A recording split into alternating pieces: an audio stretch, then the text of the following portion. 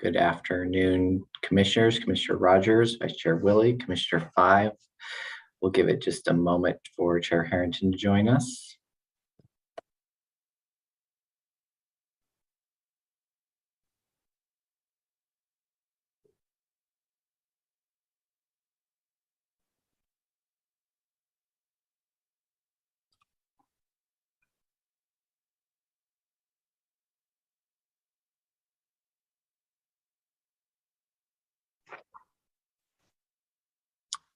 Welcome, Chair Harrington. You have your collection of commissioners, and I'll turn it over to you. Thank you, everyone. Sorry I'm a couple minutes late. Welcome to the August 23rd, 2022 Washington County Board of Commissioners work session. This is Chair Catherine Harrington, newly back from vacation, a multi-week vacation, which was wonderful. It's good to be back. Good to see all of you. And I am joined by Commissioners Nafisa Fye, Roy Rogers, and Jerry Willie. Pam Treese, Commissioner Pam Treese is excused. She's away on vacation. So welcome, everyone. First item on the agenda is board and leadership communication. Who would like to go first?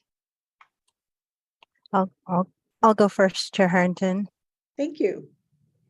And welcome back. It's good to have you back, and I hope you enjoyed your vacation. I have a bit of a update, I think, as we probably all of us do. So bear with me. Let me pull my notes. I think all of us are probably given updates for multiple weeks, but I had a really good housing interview with a student from the University of Illinois. And actually, she's originally from Washington County, and more specifically from Aloha. And her thesis is focused on housing and shelter provisions in the Portland metro area and the role that nonprofits and developers can play in that. It was a really good discussion, and look forward to reading more of all the interviews that she's been conducting. I had a really good briefing. As many of you know, that we've been getting a lot of constituents' comments and feedbacks and concerns submitted to us around the Beaverton Creek encampment. So I had a really good briefing with Undersheriff John Cook, and the focus was the Beaverton Creek encampment and 197th and Baseline. Now, shifting gears to transportation updates, we had last month, or this month, we had our WCCC monthly meeting. We had a packed agenda. One of the topics was around high capacity transit strategy update for the 2023 RTP. And then we also reviewed and had a chance to discuss the draft Oregon Highway Plan tolling and congestion pricing amendment. And then we had really a robust discussion regarding the regional flex funds and trails bond funding recommendation. WCCC members highlighted the regional imbalance of the proposed funds allocation. The 3 scenarios for JPAC members to choose from, all of the 9 projects that Washington County submitted for funding, 2 of the projects didn't score high enough to be recommended for funding in all of the 3 scenarios. So scenario 1, Washington County is recommended to receive about 19% of our 25% requested funding. Scenario 2, Washington County is recommended to receive 16% of our 25 requested funding. And scenario 3, Washington County is recommended to receive 20% of our 25 requested funding. So obviously, scenario 3 is our best options because it gives us the most money. But there's a bit of a advocacy that's required. And WCCC, we highlighted the importance of our voices being heard regarding the need for more project funding allocations. And then following week, we had JPAC, or that week actually, And same agenda as WCCC. We also talked about the high capacity transit strategy. And then we talked about the draft highway toll planning. And then we also talked about the RUFA, the Regional Flex Fund, funding again. And scenario vote, by the way, will be in the September JPAC meeting. So JPAC will have to vote on a scenario funding recommendation. We heard testimonies from other electeds throughout the region and even community members. And unfortunately, none of our members from WCCC were able to attend the JPAC meeting to testify and speak on the needs in our region and the regional imbalance of project funding. So hopefully we'll have another opportunity in September. And then in terms of tolling committee, I met with David Kim, who will be facilitating the regional tolling advisory committee meetings, which will start tomorrow. Actually, the first meeting is set to start. And the meeting for the objectives for our agenda for that meeting is really to develop a shared understanding of community charge and purpose, and then also review the work plan and seek conceptual agreement on draft committee charter, develop shared understanding of project context and status, and hopefully review and discuss the Oregon Highway Goal 6 amendment, and begin discussion on considerations for alignment of all these. And then I had, shifting gears to a bit of a housing, I think. I was connected with a gentleman named Marcel Neff. He's with Impact Capital through Nathan Tesk from Vienna Star.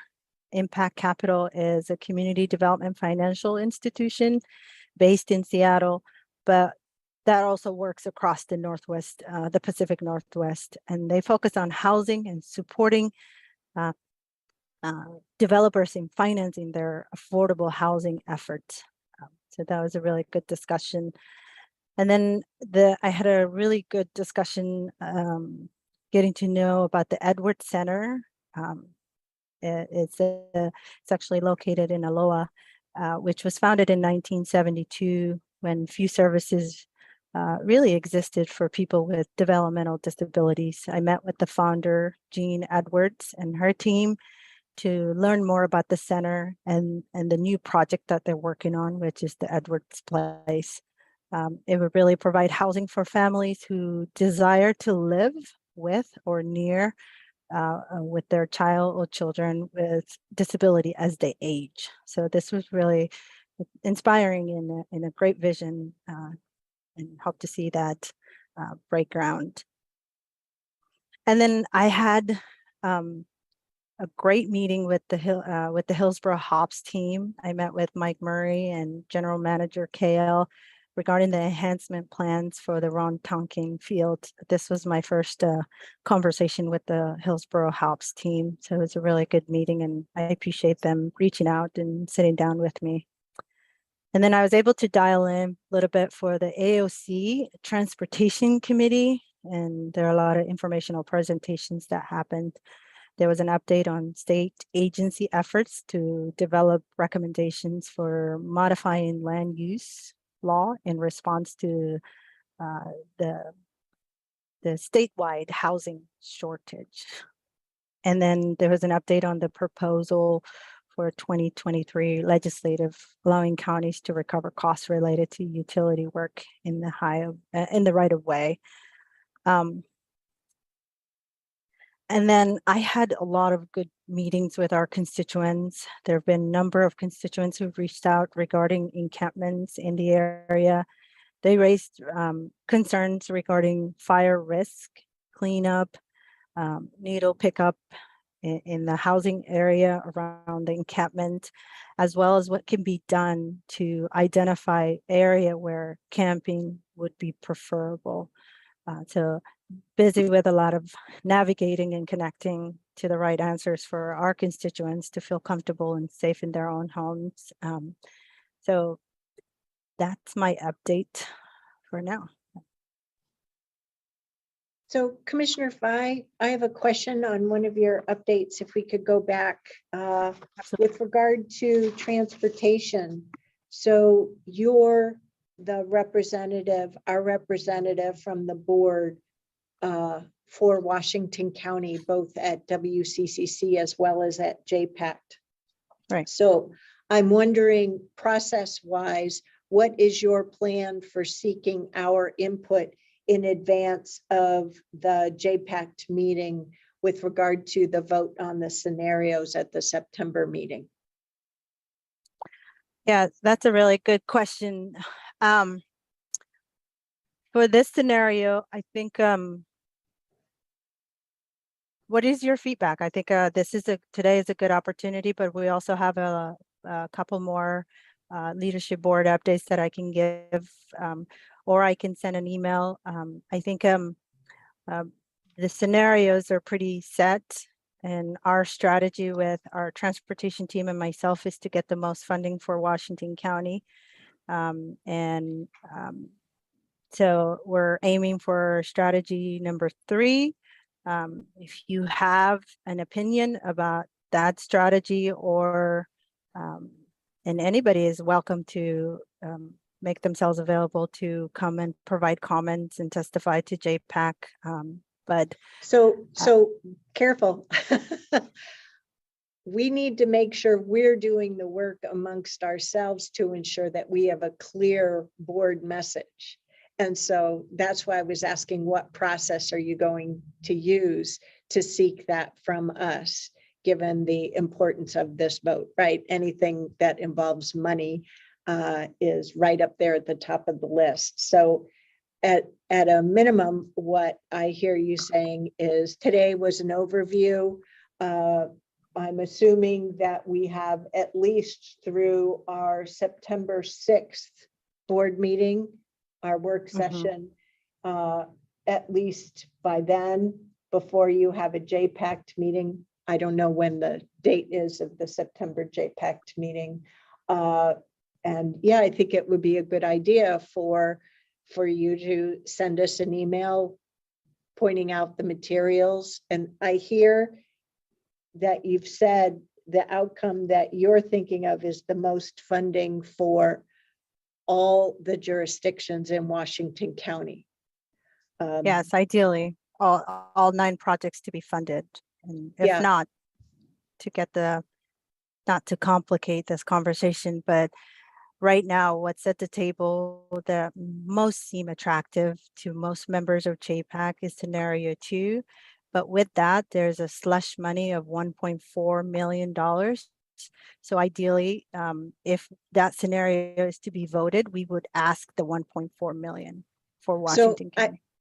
I think as one of 5, it would help me if you could send an overview of what your thinking is as you continue to represent us at this body, and how you're going to navigate the fact that you have a recommendation for scenario 3, but your sense is JPAC's going to be leaning towards scenario 2, and how you plan to navigate that and get our input.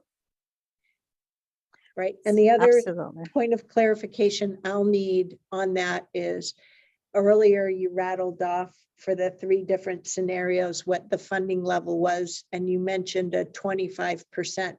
And I just don't recall if 25% was just a guide versus a rule. And so if you could include that reminder, that would be helpful too. Yeah, absolutely.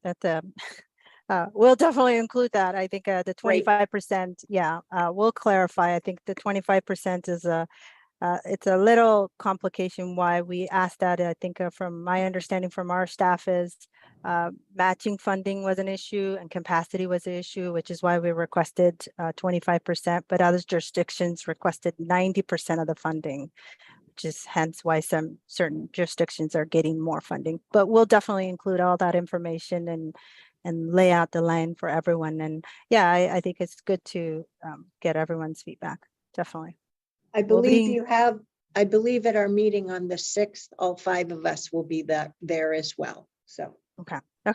Yeah, Great. maybe. Okay. We'll organize something. in an email and in a discussion. Good questions, Chair Harrington. Terrific. That's great. Thank you very much. Other commissioners, I know Commissioner Fye touched on a lot of different areas. Did any of you have any other questions as well? Go ahead, Commissioner Willie. Well, I was just gonna lead into some of the things that I was gonna communicate, but Nafisa and I met this morning with Chris and Aaron and a few others on that RFFA process, and so thank you. I appreciate it being updated on that. Yeah, I look forward to the conversation that we'll have as a commission to make sure we're all on the same page with those decisions. Council Creek Trail is one of the top rated projects that we have submitted, and so I'm excited about the possibility that we'll get some of that money for that project. And you know I have a soft spot on that one. Yeah. So that's going to be a good one. That one's moving ahead, and yeah, hopefully it'll be here before we know it. But we know that moves pretty slow. We also had a tolling conversation, and I would probably, I know that that's a very complex and broad conversation to have. I'd like to think that we might have some opportunity as a commission to have that conversation as well, because again, Nafisa is our representative on that, and I want to make sure that she understands where each one of us individually or corporately would land on that. So that would be a tall ask of Chris and that department. So need to be a little bit careful we don't overload them with that stuff. But anyway, so with that, thank you, Nafisa. You're doing a great job on the transportation side of things. I too just returned on Sunday from a 10-day vacation. That was very nice. It was one of those, I won't call it a stay vacation, but we certainly never hardly left much of the Northwest, and we drove all around, put over about 1,100 miles on for 10 days and visited a lot of family. So that was a very good way to catch up. We hadn't seen many of them for probably 4 years, primarily because of the pandemic. But yesterday had an opportunity as well to visit with Nathan Tesk of Being a Star to go out and see their site. I wasn't able to see that for the ribbon cutting, the Plaza de los Amigos. And it's going to be very cool. It's right alongside, kind of on the, I guess, on the north side of the Fred Meyer. It's right alongside the Council Creek Trail. And it's going to be very cool. Going to have a small park there, 113 units, and several of them will be in the affordable category. And so I appreciated Nathan certainly taking some additional time and doing that. Last night I testified at the Forest Grove City Council meeting for the Green Data Center. If you'll remember, that's a data center that's being proposed out in Forest Grove. It has, there's some, of course, it had to go through Planning Commission and they've approved it. Now it's coming through the City of Forest Grove Council for public hearings. And I think the second public hearing will be in a few weeks. But that's going to be an exciting project. Over $1 billion over the 20 years going to be invested. It's going to have over 100 jobs, full-time jobs, certainly at full build out in about 4 years. So some really good, fun things, and certainly a boost to the Forest Grove economic environment as well as Washington County. So we'll all draft off of their success. Tomorrow, I will have a coffee meeting with Tom Miletus about some UGB issues, and also with Jeff Roach, who's going to talk about the Hillsborough Plays Park playground that's out on 53rd in Hillsborough. So starting to ramp back up again for returning back from vacation. So I think that's all I've got. Great. On that Forest Grove Data Center project, I think I'm correct and understanding, but I wanted to confirm with you. The Washington County Agency doesn't have any grant money going into that, does it? No, okay, yeah, just checking Not to that make I'm, sure. no, I had a great vacation, folks. I've been off of tools, email.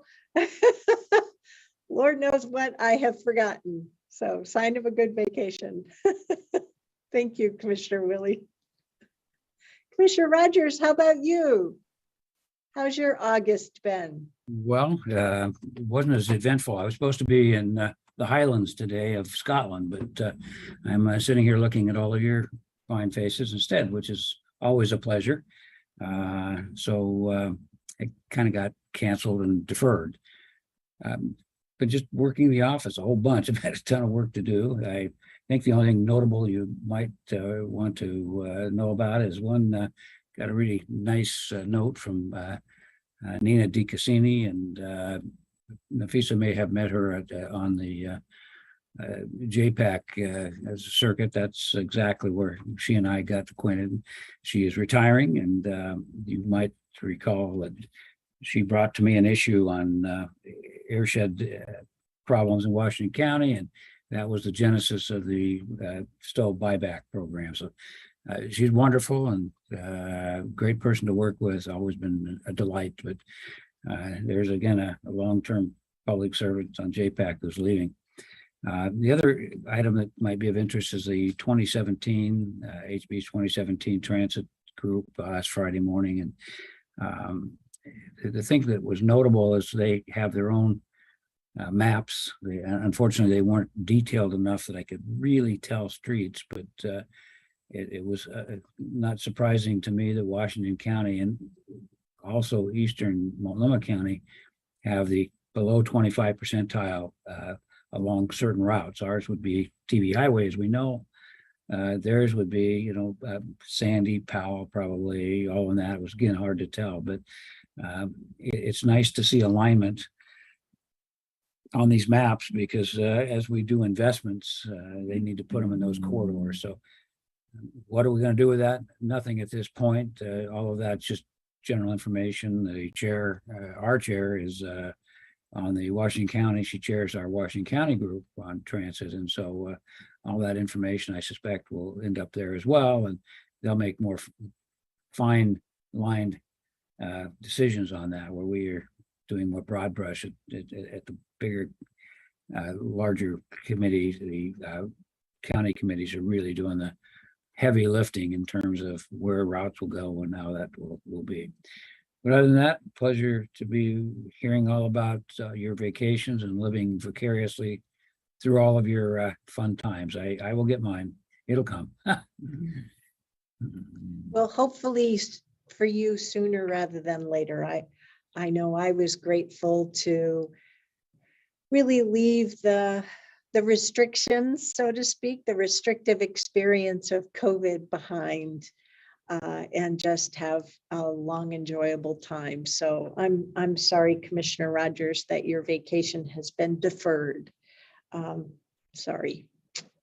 If I could ask a clarifying question on the HB 2017 transit topic and these maps that you mentioned, and the as you mentioned, the below 25%. I took that to mean below 25% of area median income, but I'm not sure what below 25% was indicating. Did I guess it appropriately? Not only did you guess it appropriately, you guessed it exactly. They also had the above 25%, which is in our area. There was a couple of questions that were curious that they happened to reside predominantly north of 26. But people were looking at that high 25% and said, well, what is that out there in Washington County? And so I explained that was a LOA, and they were not amused that they knew it wasn't a LOA. No, I'm teasing. They recognized, I told them it was a higher income, and we all know that from our census. And as we're doing our redistricting, we understand it's a very high income area. And so your question is on point, your analysis is on point. So now what you do with limited resources, obviously you put them on there. I would just say one thing, I didn't mean to, but Fisher, you were asking for a little bit of feedback, and I would hope in regard to regional flex funds, those are one of the few things that obviously the region has that they can spend without lots of encumbrances. And I understand that we need to be a bit parochial in terms of getting our share, if that's what you want to call it. But I've always thought of it as system-wide, and so my counsel or belief would be even if we didn't get a certain percentage, if they were a benefit to the system, that would be, a good thing to do. And so at least when I served and what you're now serving on, I always felt that we had more of a regional approach to those investments. So I'm hoping that the WCCC and we as a group might not only just fight very parochially for our share, but we also would understand that there's benefits throughout the system. So anyway, that's just my brief comments. Thank you, Commissioner Rogers. And I have, over the years, certainly appreciated your also counseling around the JPAC table that, in the grand scheme of things, every pool of funding is an important contributor to the puzzle of limited transportation funding. And in that, you've counseled us on that as a reminder, but also that in the grand scheme of things, the RFFA funding is really plays a smaller role numbers wise compared to federal construction dollars, state construction dollars. So let's be careful to not beat ourselves up against one another in that local competition. So yeah, wise words. Well, for my part, as you all know, I have been on vacation from July 27th through yesterday, and I only attended 2 sets of meetings during that time, work-related meetings. On Friday, July 29th, as I remind myself looking at the calendar, we had the first or another early meeting of the Metro Supportive Housing Services Tri-County Planning Body committee meeting, where I am the Washington County rep for that. It was a good meeting for helping us get grounded in what the SHS program is, what the Tri-County Planning Body's role is in all of that, and continuing our getting to know one another. And then the second set of meetings, as you know, was attending our August 2nd work session and board meeting. Beyond that, I did a very good job of not attending meetings while on vacation and truly being on vacation. And I merely turned my work phone on once per week to make sure I wouldn't be a roadblock on certain emails. So I did notice that the volume of emails was lower than usual, if I think of it that way, which I took as a sign of I'm not the only one who's taking advantage of summer vacation. So I am grateful for everyone in our agency supporting a good workplace of people planning vacations and taking vacations. And I know I certainly have benefited from a nice break. And here we are looking at the end of August and rapidly approaching Labor Day weekend. So, woohoo. So now we'll turn to leadership communication. Ms. Angie, would you like to start us off as usual? Absolutely. Good afternoon, Chair Harrington and Board of Commissioners. Outreach to the community continues regarding the 5 redistricting options your board discussed last month. An online survey in English and Spanish is now available through the Washington County website, and 200 community members have already completed the questionnaires. The survey will remain live until September 9th. providing about 5 weeks of time to receive input from our community members. The first of 2 videos about the reapportionment process and the survey has been posted to the county's YouTube channel, and a second is in production for posting early next week. More outreach and updates are planned as staff works to compile the survey findings and more culturally focused community engagement activities for your work session, which is scheduled for September 27th. I do want to share a bit of staff news. We are thrilled to announce that Shannon Wilson, who your board knows from our housing department, has accepted the position as manager of Office of Community Development. So that is Jenny Proctor's position, as Jenny has announced her retirement. Shannon has a master's degree from Portland State University in public administration and brings a wealth of leadership experiences to this new role. Shannon has been with Washington County for nearly 5 years, most recently as the Housing Development Manager. Before coming to the county, Shannon was Deputy Director for Community Partners for Affordable Housing, where she was responsible for directing housing development work. Shannon brings deep ties to our community, the county, and great relationships with our county partners. The team and I look forward to working with Shannon as she continues to support the strong foundation that Jenny Proctor has set, along with the great team in community development. Speaking of housing services, I do want to let the board and also for viewers of the public know that our Department of Housing is moving. The department move will take place September 5th through the 9th, with lobby closures and limited response time from staff because they need to move during this time. Effective Monday, September 12th, the office will be open to the public. The new location and address is Adams Crossing, and that information will be available and up to date on our website. And the lobby will be located on the 2nd floor. All phone numbers will remain the same, and we really appreciate the community's patience as we transition into the new location and space. I do want to share a retirement that is upcoming. Your board recently heard from Chris Gensler, our Chief Information Officer, regarding our first IT strategic plan. Chris has announced his retirement the end of September after 11 years with the county. I do want to share a bit of the accomplishments that Chris and the team have accomplished over the last couple of years. The development of the ITS strategic plan really sets the direction and a common tone for us as One Washington County.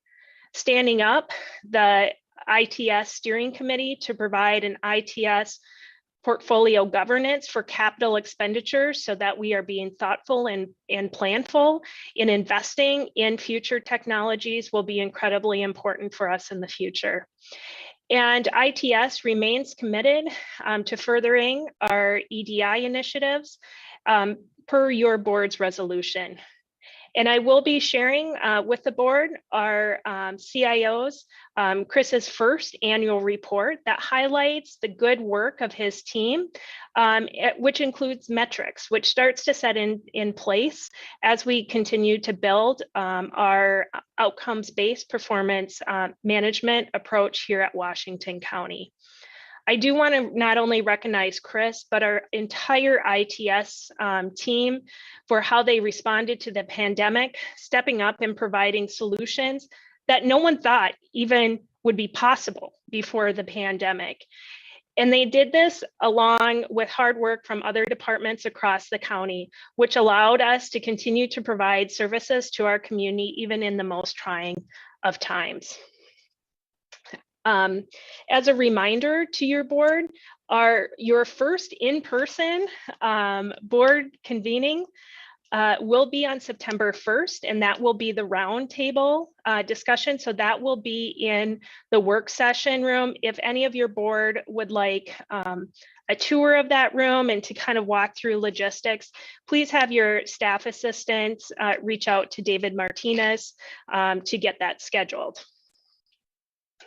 We are starting a finance department assessment we have engaged with a consultant that I believe your board is very familiar with. Rodney Rhodes from Rhodes Consulting will be conducting that assessment. And so we'll be not only building on the experience that Rodney had as our interim chief financial officer, but he will be working closely with Greg Munn and I as we develop the assessment and the strategic roadmap for our finance department moving forward. As part of that assessment, Rodney will be reaching out to each of you to see if you would be available for a quick interview to understand priorities that each of you in your commissioner roles have for needs of our finance department. And I have one final update. It's been actually a very busy week. So in the Pacific Northwest, we do have a women's leadership academy. It's called the Northwest Women's Leadership Academy. And this was developed by the state of Washington and the state of Oregon City and County Management Association. Currently, as of today, there are within city manager or county administrator roles, only 20% are women. Just 7 years ago, that number was 13%. So this is to encourage women to elevate into roles of leadership in local government. We have the opportunity to nominate 2 individuals from Washington County to this program. We cast a broad net. I sent an email out to all employees, and we received 30 applications from Washington County. We have selected 2 to move forward as our nominations to this program: Shannon Wilson, who is our new manager of community development, and then Amanda Geislinger, who is a deputy within our sheriff's office. I'm incredibly thrilled that we had 30 employees express their interest in leadership development, which really speaks to our workforce's desire for opportunities and opportunities to explore leadership and to build their careers here in Washington County. So that's great news.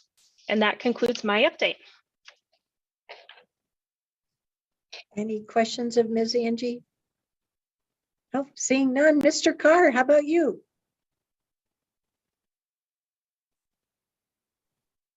Good afternoon, Chair Harrington. I'll be brief.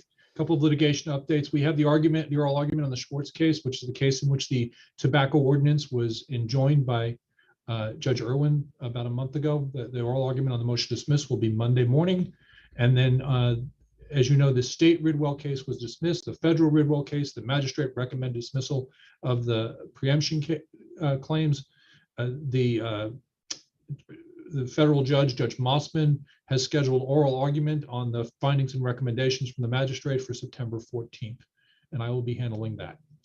And that's my update. Welcome back. Thank you. No lack of work for our legal department, and interesting stuff as well. Thank you for representing us. Ms. Taniguchi Dennis, Clean Water Services, what's up? Oh, thank you, Chair Harrington, and good afternoon to the Board of Clean Water Services. I wanted to report on 2 things. The first one is the public review for the Clean Water Services watershed-based permit renewal is out and opened on Thursday, August 18th. DEQ will hold an informational meeting and a public hearing on September 22nd, and the deadline is on October 3rd for comments. We anticipate the permit will be issued in early 2023, and we've updated CWAC on the process, and the team is also reaching out to our cities and meeting with stakeholders across the basin on the permit renewal. And I really want to congratulate the team that was led by Bob Baumgartner and his entire team in regulatory affairs and all of the folks across the district. They worked really hard to get a very meaningful updated permit, and they worked really well with DEQ and the partners in the basin. So it's kudos to the entire team. I also wanted to announce that we had a Northwest Women's Leadership Program graduate, and that was Elle Allen in the spring, and she reported how meaningful that participation was. And we will be sending 2 nominations also to the program, and we're hopeful we'll have someone that will be selected. But that's all I have for today. Sorry, I'm on mute. Wonderful. As I understood it, looking at just a little bit of information as I was away on the East Coast the last couple of weeks, I saw that it seemed like this area experienced a couple of short heat waves while I was gone. And appreciated all of the efforts of our staff, both at Washington County as well as Clean Water Services, working under those conditions. Interestingly, I had two different experiences of intense rains during thunderstorms. Holy jamoli, it helped me better appreciate the flash flooding that different parts of our country, including metropolitan areas, have experienced. Wow, intense weather is really impressive.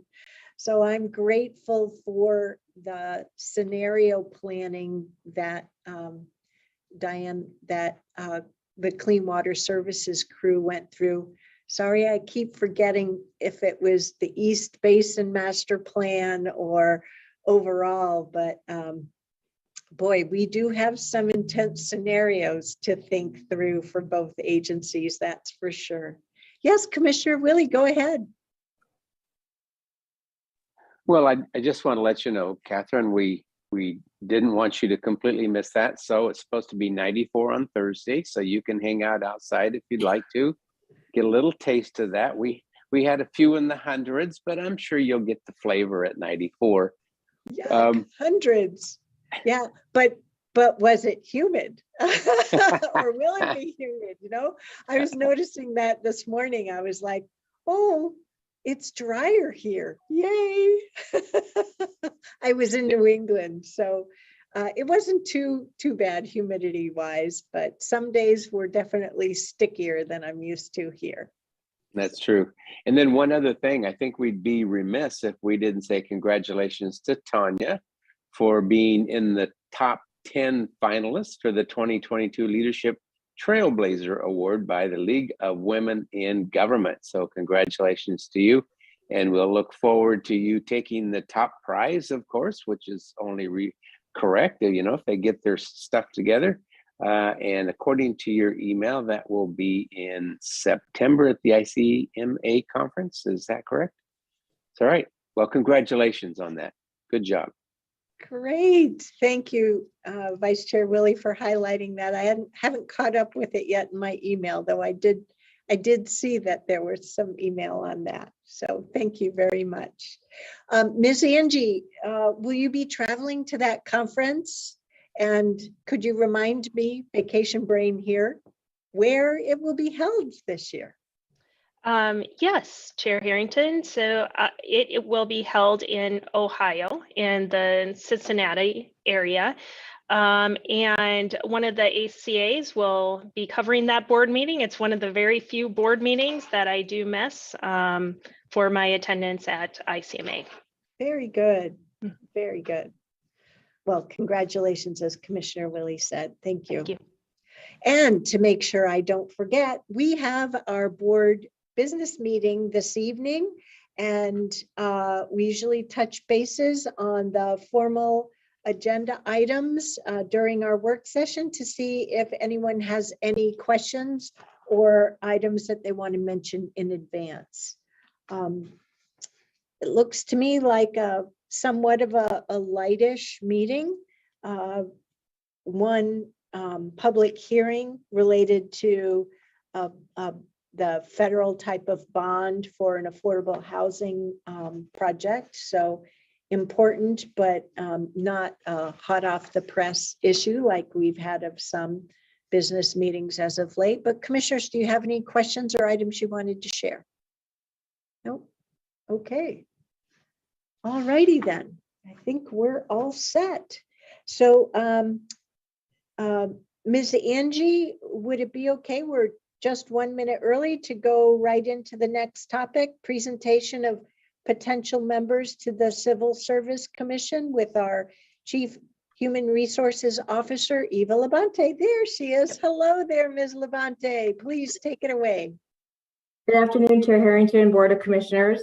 I am happy today to bring forward a candidate for your consideration for appointment to the Civil Service Commission. So the Civil Service Commission does a third-party review of the county's interpretation and implementation of our civil service rules. And employees in civil service positions or candidates applying for civil service positions can appeal to this commission to bring forward any concerns about decisions such as appointments, disciplinary actions, or classification allocations. And the commission is comprised of 5 volunteers, at least 1 from each of the commissioner districts, and they have to be registered to vote. Currently, we have 4 out of 5 positions filled with 1 vacancy in District 3. So today I am bringing forward a candidate. We had 1 applicant for the board to consider for appointment to the Civil Service Commission from District 3. And this person's name is Blake Dye. And Blake holds a master's in public administration and a certification as a senior professional in human resources.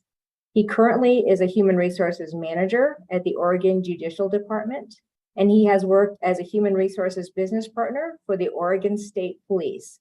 And he has an extensive experience in supporting and promoting equity, diversity, and inclusion initiatives. Mr. Dye also serves on the Washington County Planning Commission, and he identifies as a Black or African American male.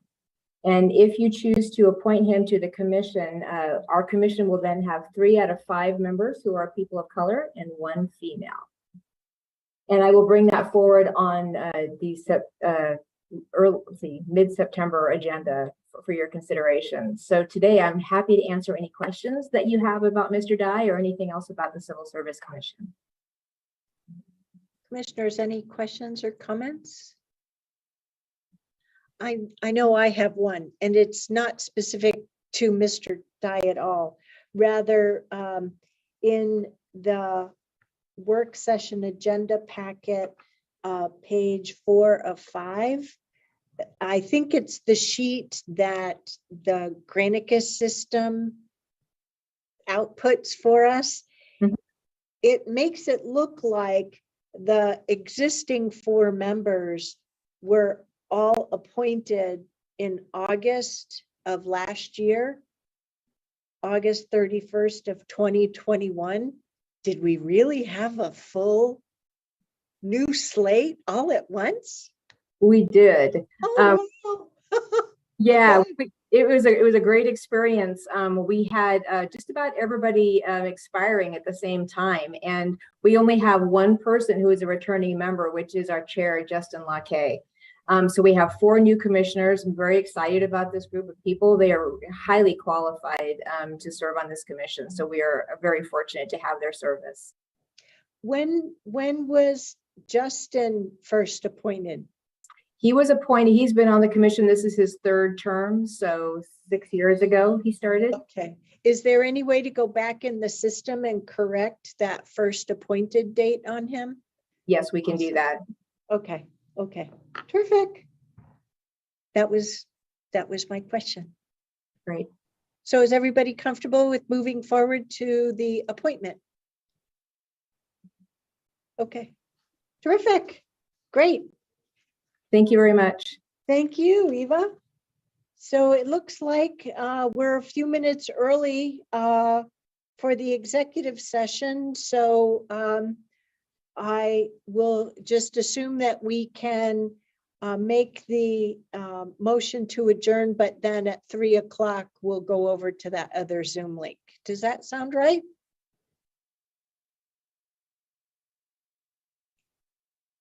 Diane, does that work okay for you, sticking to the 3 o'clock? Okay, terrific then. So do we have a motion to